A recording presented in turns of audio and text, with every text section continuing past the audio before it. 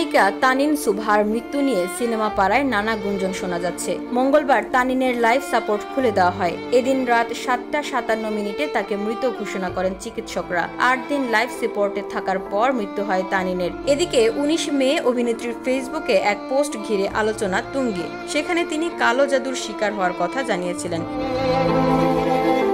London থেকে চিত্রনায়িকা মিষ্টি জান্নাত এক ফেসবুক স্ট্যাটাসে নিজেও কালো জাদুর শিকার হয়েছিলেন বলে জানান। লাভ স্টেশন ছবির এই নায়িকা লিখেছেন, আমাকে 2017 সালে কালো জাদু করা হয়েছিল। আমি জানি এটার ভয়াবহতা। আমি কলকাতার একটা হাসপাতালে আইসিইউতে ছিলাম 22 দিন। আমার সমস্ত শরীরে পানি জমেছিল। তখন আমার মিডিয়াতে টপ হাইপ ছিল।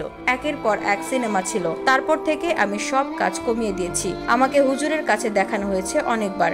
যখন আমি ভালো কিছু করতে যাই, একটা গ্রুপ আমার পেছনে পড়ে থাকে। বসুন্ধরা, উত্তরা, বনশ্রী, কুড়িল ও বাড্ডা সহ রাজধানীর বিভিন্ন স্থানে অভিজাত ও অত্যাধুনিক মানের ফ্ল্যাট কেনার এক নির্ভরযোগ্য প্রতিষ্ঠান প্লেজেন্ট প্রপার্টিজ লিমিটেড। তাই আপনার স্বপ্নের আবাসনের জন্য আজই যোগাযোগ করুন।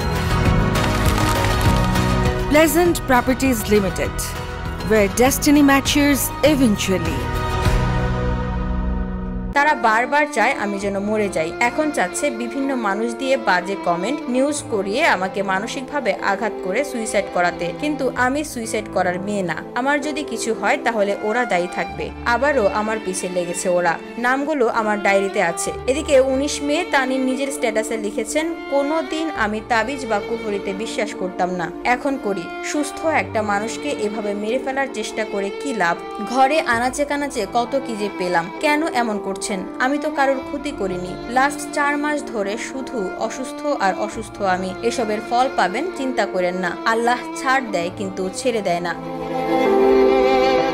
VOD Bangla news desk.